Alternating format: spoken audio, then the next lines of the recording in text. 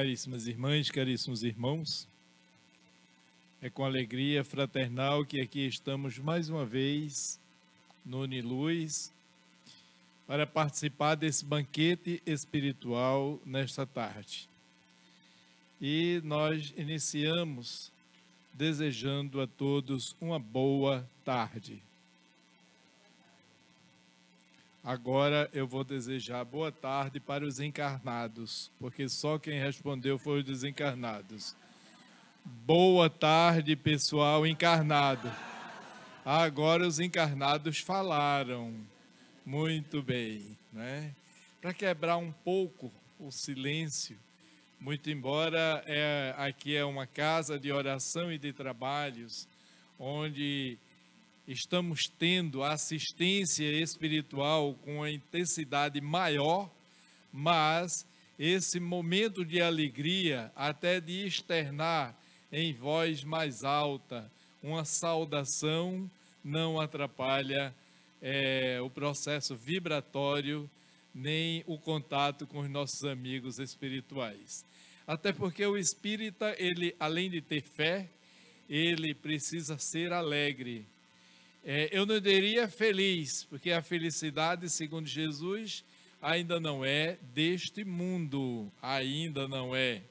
Mas nós vivemos em busca da felicidade. E toda pessoa que busca a felicidade, ele busca também a alegria. Uma pessoa feliz é uma pessoa alegre, uma pessoa de bem com a vida, uma pessoa que canta e sorri. É uma pessoa que externa um semblante de tranquilidade. Mas o estudo dessa tarde, ele se reporta ao Evangelho segundo o Espiritismo, que é todo aquele compêndio de ensinamentos do Mestre Jesus, como está no início no livro, as máximas morais do Cristo, que nós tanto precisamos. Eu não diria nos dias de hoje, mas em todos os dias, em todas as épocas da humanidade, principalmente aqui na Terra. Um plano de provas e expiações, onde precisamos cada vez mais trabalhar para a melhoria do nosso progresso e em busca dessa felicidade. Mas o capítulo 19, que trata da fé que transporta montanhas. E a fé é algo que a gente fala muito. Toda vez que a gente tem uma certa dificuldade, ou alguém está triste, ou não consegue resolver uma determinada situação, ou aparece uma enfermidade, o que é que a outra pessoa diz para ela? Tende fé. Mas o que é a fé? E Jesus, ele se preocupou em esclarecer para nós o que é a fé, né? E nesse capítulo nós vamos ver, que vocês já viram em dias anteriores, que fala do poder da fé, a fé religiosa, a condição da fé inabalável, parábola da figueira que secou, belíssima essa parábola, né? E os espíritos, a introdução dos espíritos, a fé, mãe da esperança e da caridade. E termina com a fé humana e a fé divina. Então nós vamos refletir um pouco a respeito dessa fé que transporta montanhas.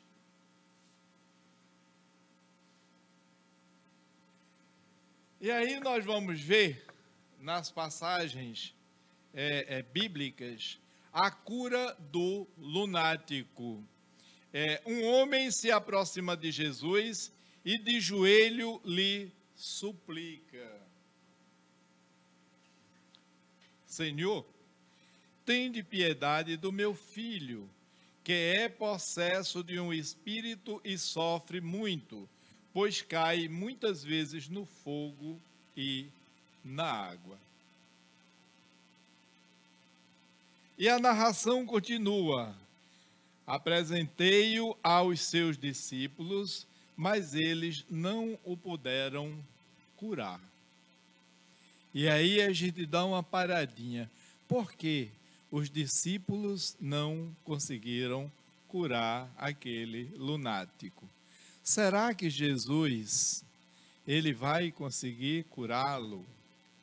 E aí eu pergunto, será que em todas as situações, e aí a gente se reporta às pessoas que se dedicam a ajudar o próximo com a assistência espiritual, será que os médiuns, dito curadores, né, os espíritos que vêm benfazejos através dos médiuns, eles curam todas as pessoas que adentram a casa espírita? Será que Jesus curou a todos?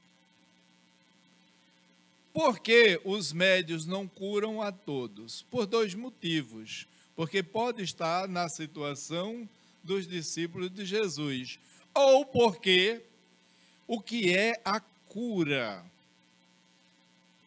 Porque às vezes a gente vai em busca de se livrar daquele problema, mas não de se curar. E aí a gente lembra aquele, eu não sei se é em Semeador de Estrelas, que Sueli Caldas Schubert cita, com relação a Divaldo, nos primórdios da sua mediunidade, quando ele começou ainda sem muita experiência, mas com aquela dedicação de ajudar as pessoas. E um casal, o senhor estava bem doente, e essa senhora, sabendo, falou com Divaldo para ir lá aplicar passe no esposo. E como era no caminho do trabalho dele, todo dia ele passava lá de manhã cedo e antes de ir para o trabalho, ia aplicar passe no senhor. Mas aplicava, ele melhorava um pouquinho, mas não ficava bom. E aí, a viúva, a senhora, como todos nós somos ansiosos pela cura do marido, Divaldo, doutor Bezerra não cura tanta gente, vê se pede aí para ele, para curar o meu marido. E Divaldo, não é? Chega ali, faz uma prece fervorosa, pede a doutor Bezerra, e doutor Bezerra aparece a ele, né? E diz a ela que amanhã ele vai estar bem. E Divaldo, feliz da vida, virou-se para ela, sorridente, e disse: senhora, doutor Bezerra está dizendo que amanhã ele vai amanhecer bem. E ela: ai, Divaldo, eu sabia que doutor Bezerra ia curar meu marido. Que maravilha. Abraçou Divaldo: muito obrigado, meu filho. Ele era jovem na época. E Divaldo foi embora feliz da vida para o seu trabalho. No outro dia de manhã, Divaldo volta e vai passar na casa da senhora. Eu vou dar uma parada lá para ver como é que está, se ele melhorou, se ele está bem mesmo, como o doutor Bezerra prometeu. De longe ele já avistou muita gente lá na frente da casa. Ele disse: o que é que está havendo? Será que com a emoção a senhora não resistiu e faleceu? Que está com jeito assim, a casa funerária estava lá na frente, o carro, né? E Divaldo se aproxima, entra no meio das pessoas e vê lá o funeral, ela chorando junto e ele lá falecido. Quando ela levanta o olhar para Divaldo, que vê, se levanta brava, não é? E diz: mas Divaldo, como é que você faz isso? Você me enganou, você disse que doutor Bezerra disse que hoje ele estaria bem, olha aí, morreu. E Divaldo ficou numa situação difícil. Você imagina se você fosse um médium e o seu guia espiritual fizesse uma promessa dessa, e você, como era que você se saía? Mas Divaldo imediatamente entrou em prece: doutor Bezerra, me ajude a sair dessa. Vem explicar o que foi que houve. E doutor Bezerra apareceu: não, Divaldo, aconteceu o que eu lhe disse, que ele agora está bem no plano espiritual, livrou-se de todo esse sofrimento, coitado, e agora já está do lado de cá, está sem sentir mais nada, está bem. Pode dizer a ela que ele está muito bem. E aí a gente pensa, nem sempre a fé, ela responde aquilo que a gente quer, mas aquilo que está dentro dos, não diria dos desígnios só de Deus, mas dentro do que professa as suas leis naturais, as leis divinas, né? Porque para nós, o ficar bom seria se livrar de todas as enfermidades físicas e ficar com o físico bem. Mas ele se libertou de um processo, talvez kármico, que tinha e partiu para o outro lado bem livre de todo aquele sofrimento, o que para ela não era agradável. Ela queria que ele curasse do corpo e não da alma. Muitas vezes nós queremos, quando a gente pede alguma coisa com fé, eu tenho fé em Deus, que isso acontece. E aí a gente vai ver a fé raciocinada e a fé cega, que também trata no Evangelho, né? A fé raciocinada, a gente pensa no que vai pedir. A fé cega não, a gente pede qualquer coisa. E a gente pede a Deus aquilo que nos interessa, e não aquilo que está dentro do meu processo de crescimento. Muitas vezes eu peço os bens materiais, perecíveis, que logo eu vou deixar tudo, não vou levar nada.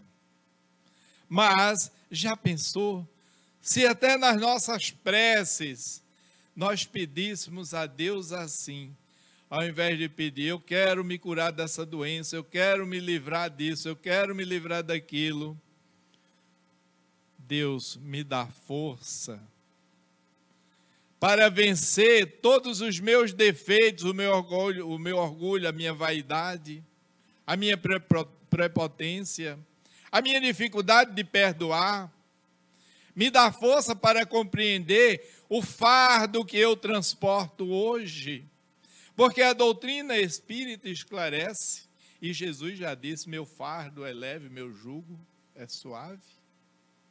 Ou seja, quando nós sofremos, é porque há algo ali por trás. E o sofrimento é a oportunidade do melhoramento, do resgate. E aí a gente quer ter fé, quer pedir aos Espíritos para resolver o nosso problema, mas do jeito que a gente quer, né? Mas o cidadão, o pai aflito, disse para Jesus, apresentei-o aos seus discípulos, mas eles não o puderam curar. E há quanto tempo, pergunta Jesus, isso acontece? Provavelmente Jesus sabia, não é? Ele sabia, mas ele perguntou, porque Jesus, ele não quis demonstrar às pessoas aquele estado de superioridade. Ele indagou, há quanto tempo, meu irmão? Ele vem assim sofrendo. E ele responde, desde a infância, respondeu o pai. Mas se podes fazer alguma coisa, tem compaixão, ajuda-nos. E vejamos a forma como o pai pediu para Jesus. Outro dia eu passei na frente de um templo religioso, estava lotado, não foi isso aqui não, viu? Mas poderia ter sido. E o líder que estava lá na frente, estava assim com aquela arrogância, Deus, Jesus, faz, eu quero hoje, dando ordem a Jesus. Faz isso, cura! Não é? E ainda diz, derrama teu sangue, quer dizer, curar com sangue é um negócio meio, não é? Aí a gente diz, sangue de Cristo tem poder, né? Porque ainda há, não é uma crítica aos nossos irmãos, mas uma reflexão, o quanto temos ainda que aprender e pensar na fé raciocinada. Porque quem sou eu para chegar e determinar Abrindo parêntese, às vezes a gente faz isso nas preces, quando a gente vai, todo mundo, quem faz prece aqui, levante a mão, quem faz prece. Tem gente que não levantou, eu quero que todo mundo, tem gente que não faz prece, é preguiçoso, não é? Mas, você já pensou como é que você faz prece? Depende do objetivo, do momento, da situação, não é?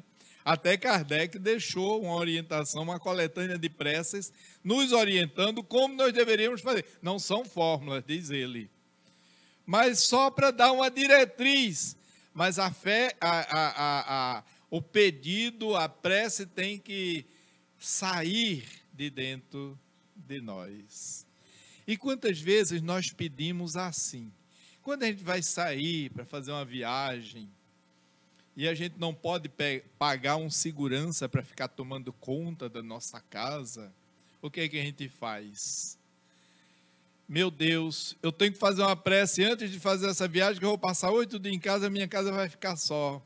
Bons espíritos, toma conta da minha casa, não deixa que ninguém entre aqui. Espera aí, espírita agora é empresa de segurança privada, é? A gente entrega tudo para os espíritos. Mas você não concorda que se faça uma prece pedindo para... Não, podemos pedir proteção.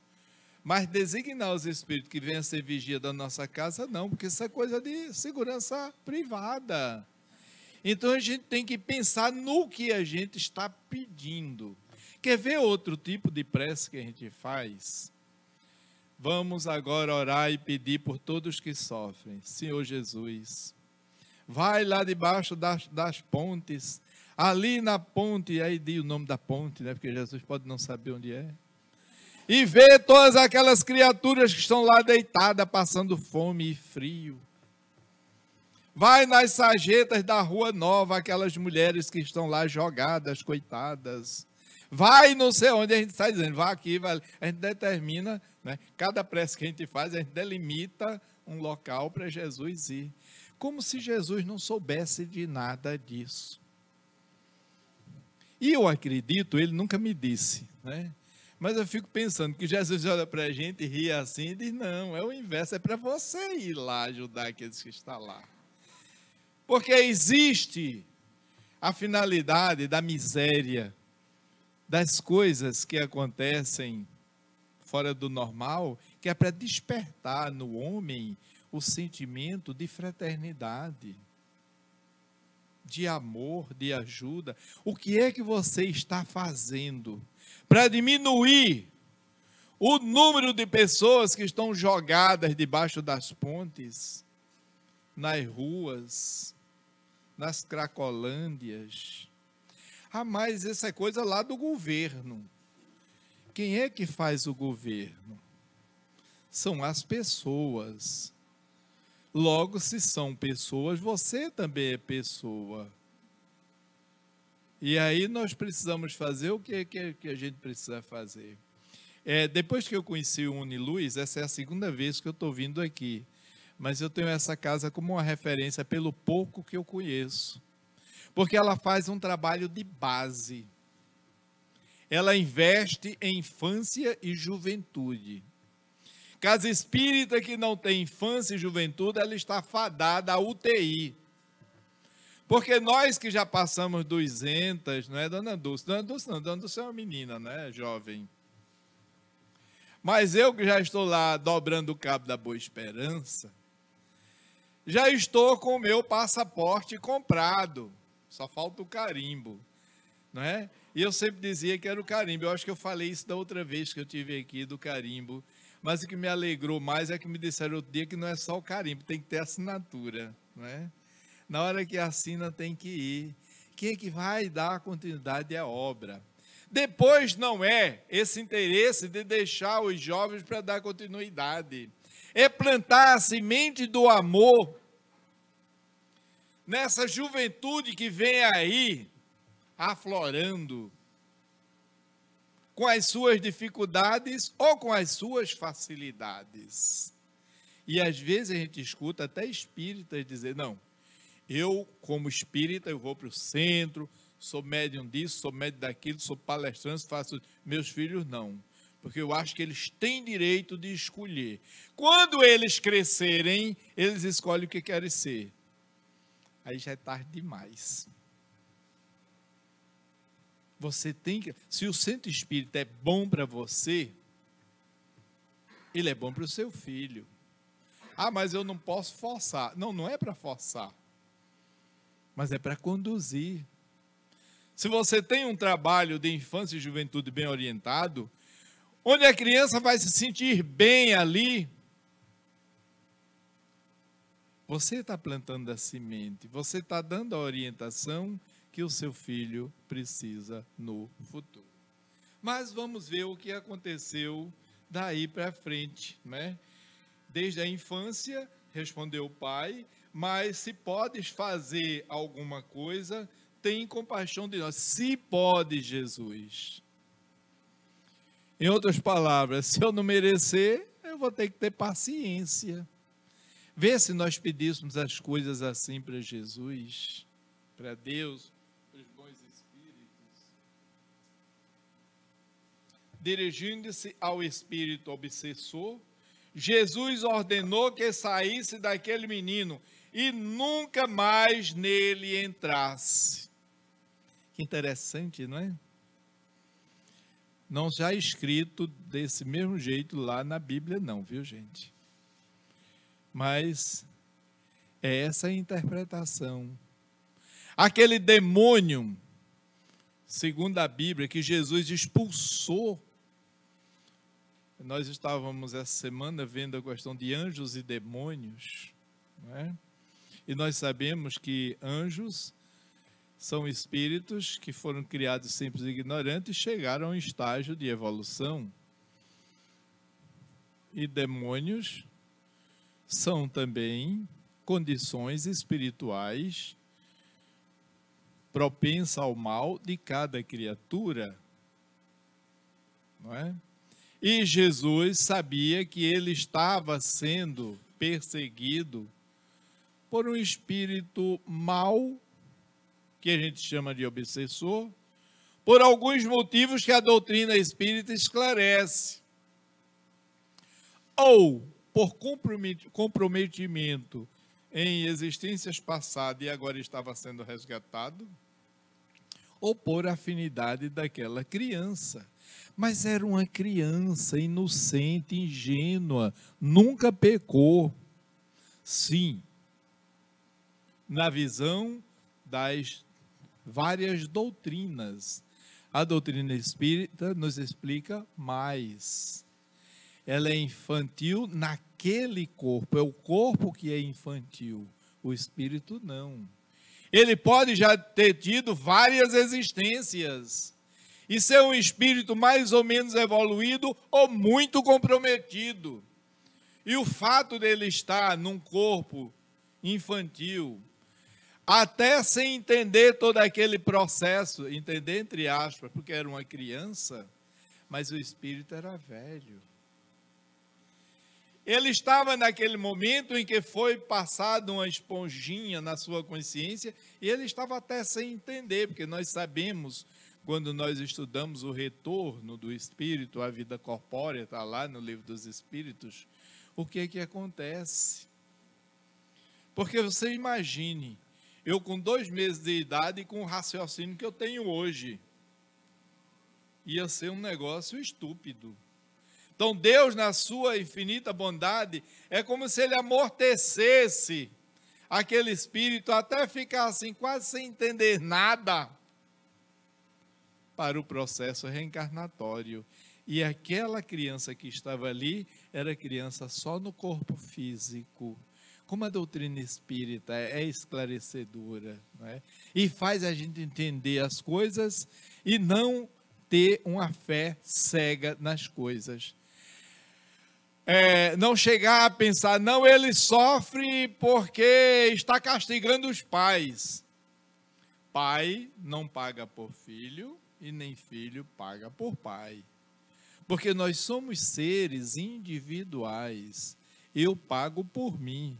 Meu filho paga por ele.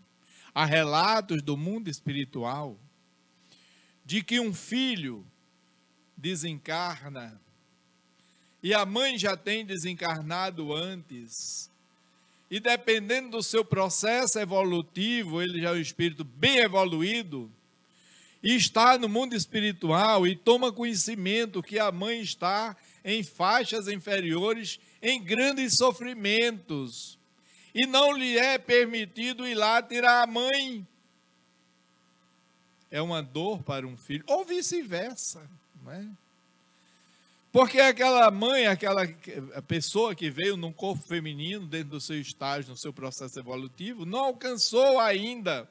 E ela terá que passar todo aquele processo evolutivo, porque senão estaria contrariando a lei de amor e justiça divina.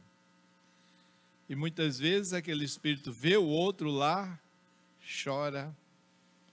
E o que tem que fazer é vibrar positivamente para mudar o pensamento, para aquele espírito ser tocado e procurar um caminho mais equilibrado. Mas, com a ordem de Jesus, rompeu-se as ligações fluídicas que prendiam o obsessor ao obsidiado. Quantas vezes nós sabemos de casos de pessoas que chegam com obsessões muito fortes na casa espírita, e se tem um tratamento de assistência espiritual, aquela entidade é doutrinada. Às vezes precisa passar meses frequentando uma sala de reunião mediúnica, incorporando, entre aspas, naquele médium. Porque não pense que o espírito, às vezes, que chega super revoltado, isso acontece muito em reuniões mediúnicas, chega revoltado, cheio de maldade, vingança, e aí é feita uma vibração, daqui a pouco aquele espírito cai num choro, se arrepende e sai todo bonzinho. Tem que refletir nesses casos, porque muitos deles, o espírito é vivo, ele é inteligente, ele usou a sua inteligência para o mal, ele está entendendo todo aquele processo, ele diz, vou enganar todo mundo, vou fingir que me arrependi, para ninguém me perdoar mais, e volta para continuar fazendo o que ele quer fazer. Por isso que os doutrinadores têm que estar muito bem preparados. Eu chamei doutrinadores, mas há quem chame de médiuns esclarecedores. Dá tudo no mesmo, né? Aqueles que conversam, fazem dialogadores com espíritos desencarnados. E já houveram casos de espíritos que passaram um ano, toda a minha reunião mediúnica ele estava lá. E o esclarecedor, meu irmão, eu não vou deixar, eu vou perseguir, eu só sossego. E aí vai chegar aquele momento em que lhe é permitida a presença de alguém muito querido. E ao se aproximar, que ele vê, ele toma consciência, porque ele desconhece tudo, e se enche de emoção. Eu já vi casos de espíritos recalcitrantes, sofredores, e chegar o espírito da mãezinha dele, e quando ele vê aquela luz, é feito Saulo na estrada de Damasco. É como se ele escutasse dizer, Saulo, Saulo, por que me persegues? Senhor, o que queres que eu faça agora? Ó, que coisa belíssima a passagem de Paulo, não é? E todos nós temos as nossas estradas de Damasco, nosso encontro. E muitos desses espíritos têm esse momento de arrependimento, que cai em si, tudo, ele olha para trás, é como se ele despertasse. Porque ele está tão arraigado à vingança, ao mal, que ele não consegue enxergar a vida, o propósito da vida, Ele diz, meu Deus, eu estava perdendo tempo esse tempo todo. E aí tudo começa a mudar, porque para tudo tem que ter um tempo. Quem for médium, esclarecedor, doutrinador, não se preocupe se a entidade vier uma vez, duas, três, quatro, cinco, seis. Meu Deus, o que é que eu devo fazer? E ele não quer se melhorar. E realmente ele não quer, porque tem que querer. Porque tudo em nós é feito uma exposição de quadros que houve em um determinado local.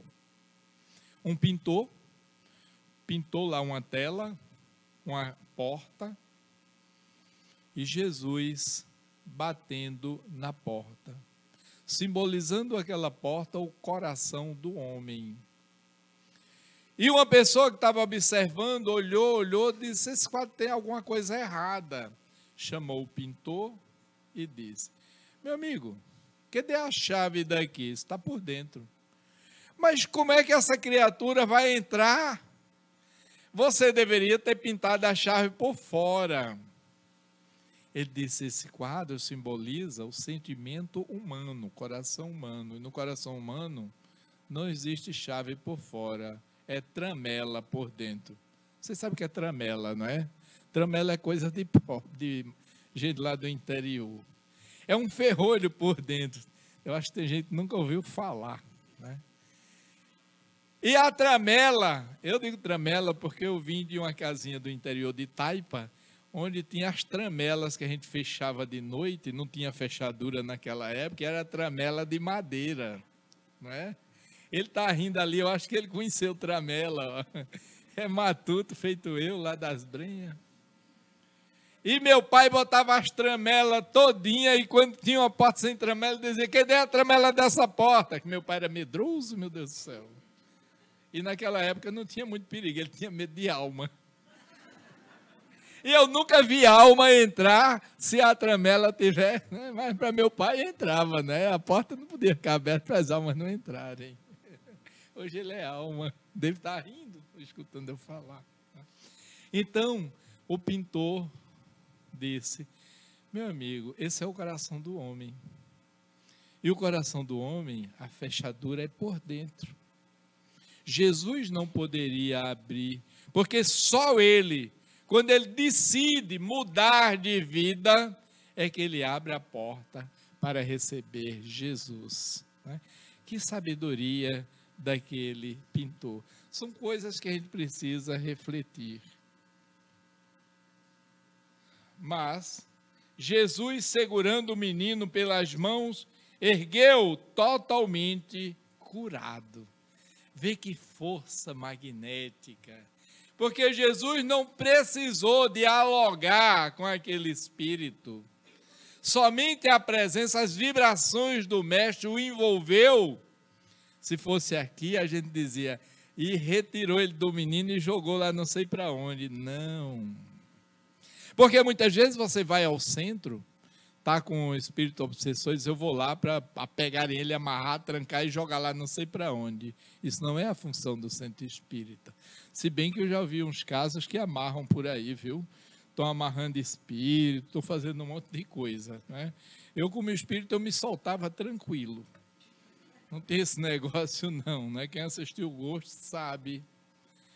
Porque o retirar, o afastar, o se libertar, não é a liberdade do obsidiado, é dos dois. Porque muitas vezes o problema não é o obsessor, o problema está no obsidiado. Foi ele que construiu tudo aquilo ali. E o nosso amigo espiritual chamado obsessor, ele vem como um alerta, nos chamando a responsabilidade e a oportunidade de melhoria. E como o homem só desperta, ou só desperta mais pela dor, é através da dor, do sofrimento que ele desperta. Poderia ser de outra forma, mas o próprio Jesus, ou melhor, está lá no Evangelho, que a dor é uma bênção que Deus envia aos seus eleitos. Tem uma música do grupo Ame, se não me falha a memória, de um grupo aí que canta que a dor é uma bênção que Deus envia aos seus eleitos. E Leon Denis já esclarece isso em O Problema do Ser, do Destino e da Dor. Mas, mestre, por que nós não podemos curá-lo? Perguntou os discípulos. Ficaram todos intrigados, né? Por que nós não podemos? Chegasse lá num passe de mágica, o menino ficou curado. E vocês já sabem a resposta de Jesus, não é? Respondeu-lhe Jesus: por causa da vossa pouca fé. Mas como é? E aí é uma reflexão para nós. Como é que a gente adquire fé? Como é que a gente tem fé? E tem gente que tem fé assim, se contrai todinho, não é? Como quem está recebendo um espírito brabo. Fé não é isso. Fé é um conjunto de conhecimentos, de atitudes, de mudanças.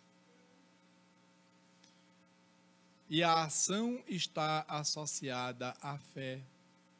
Se eu não mudar a minha conduta, não me dedicar ao bem, para o devido merecimento, eu me aproximar, mudar as minhas vibrações, não adianta ter fé se contraindo.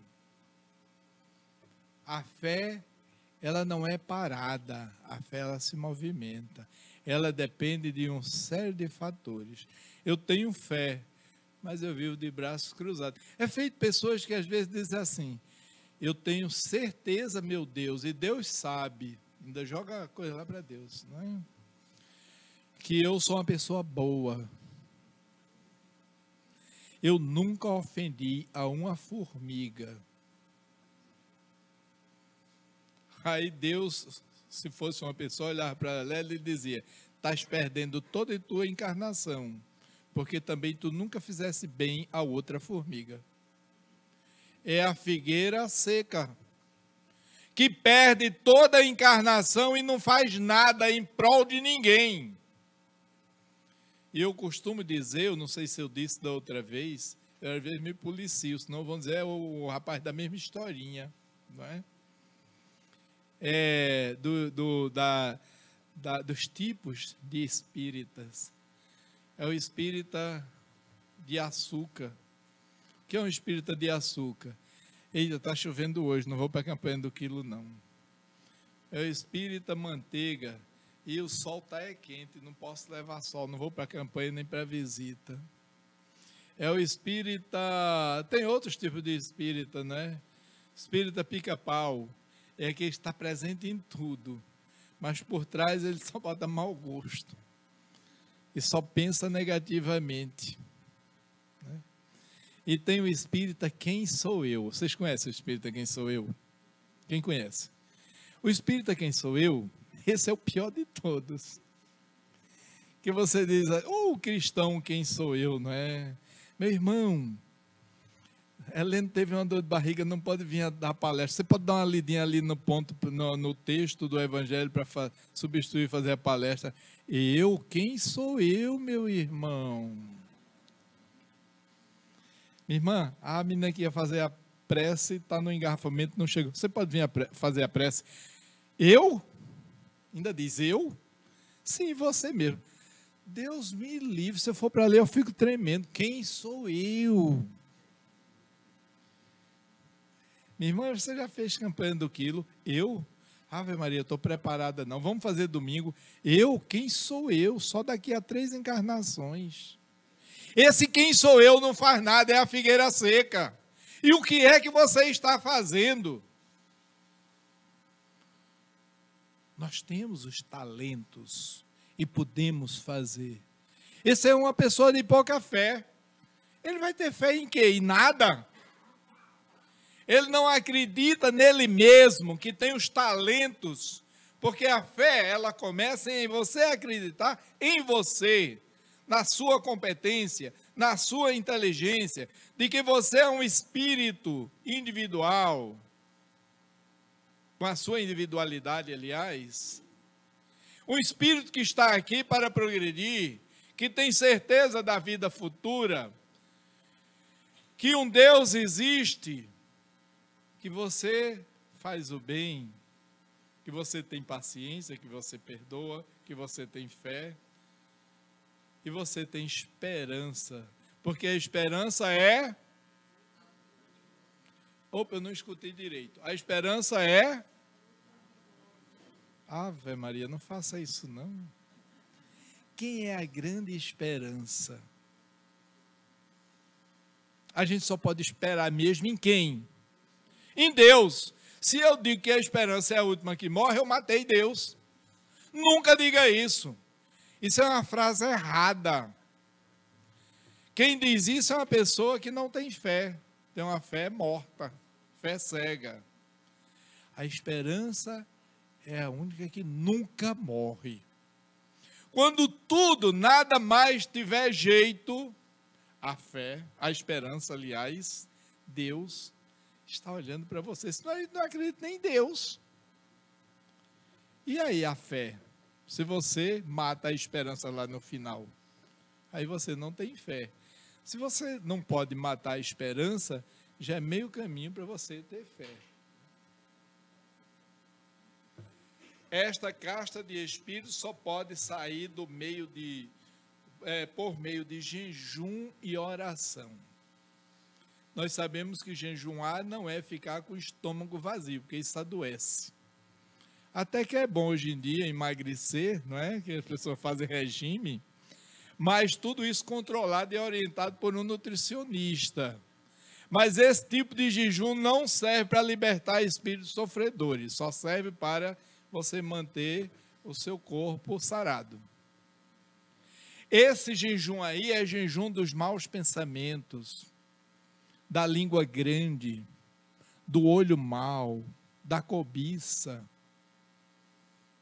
É se privar dessas coisas que às vezes a gente não consegue, de falar da vida dos outros, de pensar negativamente, de guardar rancor.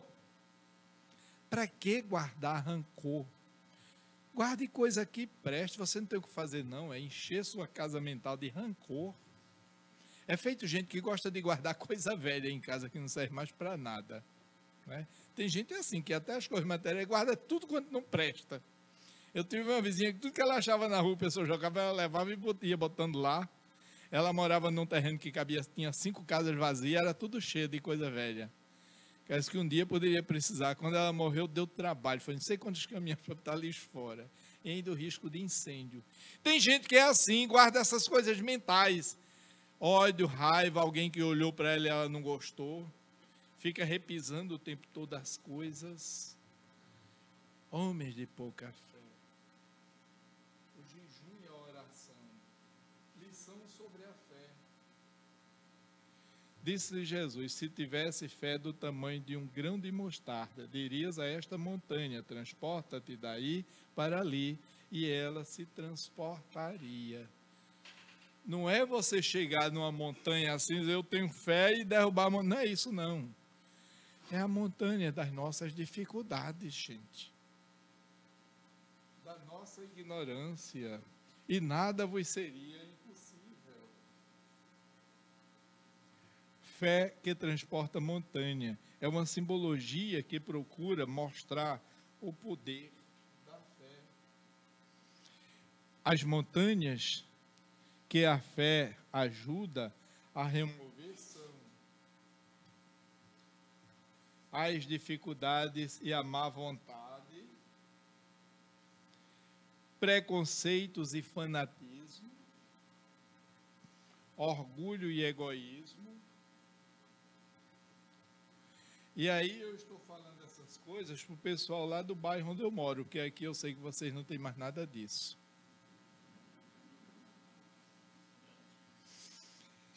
Orientação de Jesus para afastar os maus espíritos.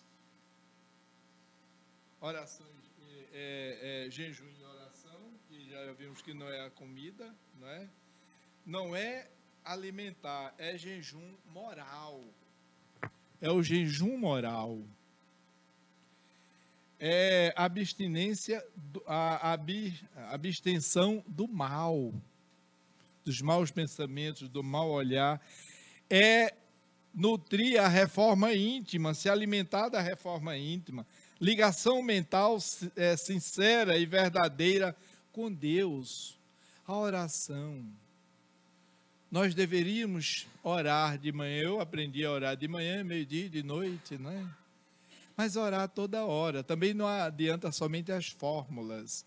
A gente agradecia a hora da alimentação, sentava todo mundo em volta da mesa e rezava, agradecia.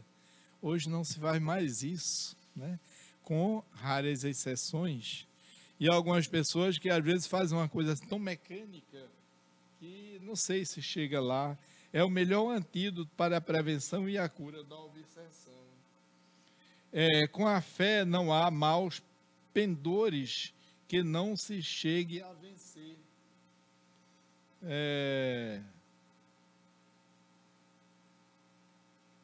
Eu mexi em alguma coisa e agora ele não quer mais andar.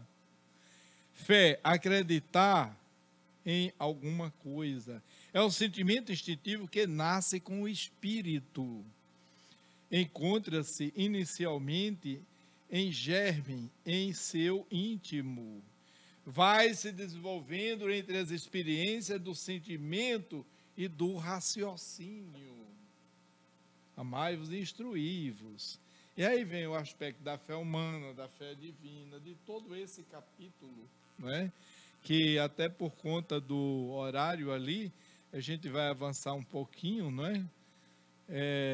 A verdadeira fé produz calma, paciência, humildade, né? A fé com presunção produz nervosismo, orgulho, violência. A ação magnética, o desejo de curar. Aí a gente vai ver a parábola do bom samaritano, não é? Nós vamos dar uma passadinha aqui rápida. Porque o horário ali já nos mandou parar e dizer que foi muito bom estar com vocês durante essa tarde, refletindo sobre a fé, sobre o que é a fé, que a gente ainda não sabe tudo, mas que precisamos aprender a ter fé. Não ter aquela fé cega, aquela fé com interesse, mas aquela fé despretensiosa, aquela fé na certeza de que a esperança nunca morre. Eu desejo a vocês muita paz, muita luz e muita fé nesta tarde. E para deixar um abraço fraterno e amigo para vocês, eu gostaria de chegar junto de cada um, olhar e cumprimentar. Mas vai demorar muito. Aí você faz o seguinte, você olha para o seu vizinho ao lado, olha para a pessoa que está ao seu lado, pode olhar, dê um sorriso para ela, um sorriso de fé, e diga para ela, tenha fé em Deus, que você vencerá. Muita paz e muita luz.